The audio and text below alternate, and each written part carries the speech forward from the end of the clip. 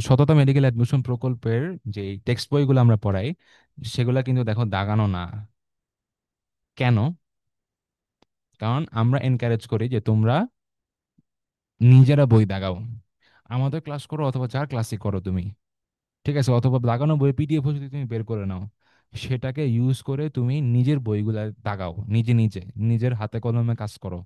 তুমি যখন নিজে নিজে একটা চ্যাপ্টারের 50টা 60টা 70টা তথ্য, বা কিছু কিছু ক্ষেত্রে তারও কম বা বেশি হইতে পারে, এই তথ্যগুলো যখন তুমি নিজে নিজে দাগাচ্ছ, তখন তোমার সেটার সাথে একটা নিজের পরিশ্রম, নিজের আবেগ অ্যাসোসিয়েটেড থাকবে, তোমার মনে থাকবে, মনে থাকার সম্ভাবনা বেশি।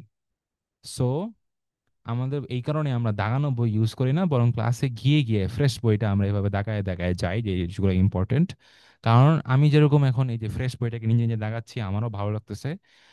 সেই সেই ফিল গুড ব্যাপারটা আমরা তোমাদেরকেও দিতে চাই, তোমরা আমাদের ক্লাসে ফ্রেশ একটা বই নিয়ে বসে দাগাবা, যদি আমাদের ক্লাস তোমাদের ভালো লাগে।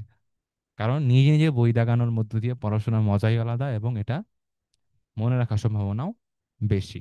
ঠিক আছে।